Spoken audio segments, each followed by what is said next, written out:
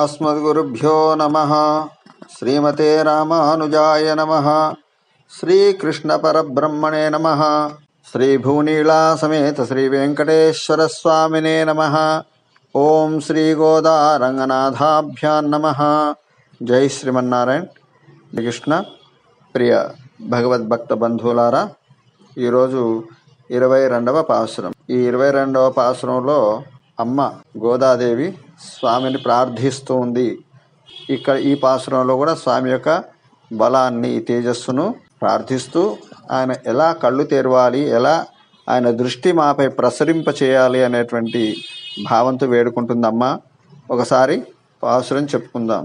அங்கண் மா ஞாலத்தரசர் அபிமாய பங்கமாய் வந்து நின் பள்ளி கட்டில் கீழே செங்கமிருப்பார் போல் வந்து தலை பெய்தோம் கிங்கிணி வாய்ச்செய்த தாமரை பூ போலே செங்கன் சிரிச்சிறிதே எம்மேல் விழியாவோ திங்களுமாதித்தேனும் எழுந்தார் போல் அங்கணிரண்டும் கொண்டும் எங்கள் மேல் நோக்குதியேல் எங்கள் மேல் சாபமிழிந்தேலோரெம்பாவாய்.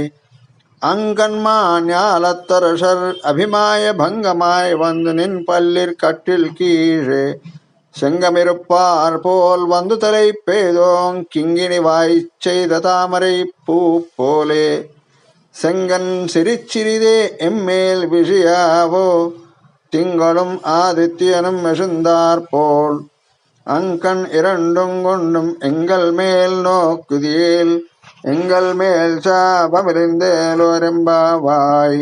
ఈ పాశ్రంలో స్వామి యొక్క తేజస్సు ముందు మిగతా రాజులు, దేవతలందరూ కూడా వారి వారి పరాక్రమాన్ని, తేజస్సును కోల్పోయి స్వామి వారి దగ్గర శరణాగతి చేస్తున్నారట. అందమైనటువంటి, విశాలమైనటువంటి ఈ దేశములను తమ సొంతమనేటువంటి గర్వించి, ఈ సంపదనంతా తమ సొంతమే అనేటువంటి గర్వముతో ఉన్న రారాజులందరూ కూడా తమ అభిమానములను వదులుకొని నీ శౌర్య పరాక్రమముల ముందు ఓడిపోయి మీరు శయనించి ఉన్నటువంటి ఆ మంచము కింద గుంపులు గుంపులుగా చేరి ఉన్నారు స్వామి. మరి అలాంటప్పుడు నేనెంతటి వాడిని, కాబట్టి మీ ముందు మేము కూడా ఓడిపోయాము. వాళ్ళేమో ఈ దేశము, ఈ రాజ్యము, ఈ భూమి మాది, మేమే గొప్ప పరాక్రమవంతులం అనేటువంటి అహంకారంతో ఉండి దానిని కోల్పోయి నీ దగ్గర శరణు వేడినారు కదా. మరి మా దగ్గర ఏముంది అంటే స్త్రీత్వాభిమానము అంటారు. స్త్రీలకు సహజమైనటువంటి అభిమానము కొద్దిగా ఉంటుందట. అలాగే ఈ అమ్మాయి కూడా, గోదాదేవి, వాళ్ళ చిలకత్తెలు, గోపికలందరూ కూడా స్త్రీత్వాభిమానము వదిలి, స్త్రీత్వాభిమానము అంటే సహజంగా స్త్రీలంతా కూడా పురుషులే వచ్చి తమని చేరాలి అనేటువంటి కోరికతో ఉంటారు. మరి నీ వద్ద అది సాధ్యమయ్యేటట్లేదు స్వామి. కాబట్టి మా కోరికను వదులుకొని నిన్నే సేవించడానికి వచ్చాము, మా బెట్టు వదులుకొని. కాబట్టి మా కోసం నువ్వు నీ కళ్ళను తెరిచి నీ చల్లని చూపును మాపై ప్రసరింపచేయి స్వామి. ఒక్కసారిగా గబుక్కుమని కళ్ళు తెరవకూడదు. ఎలా తెరవాలి?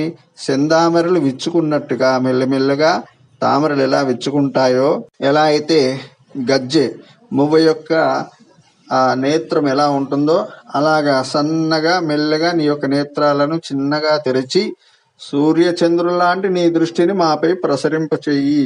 సూర్యుడేమో చాలా తేజస్సు కలిగిన వాడు, ఆ తేజస్సును తట్టుకోలేము.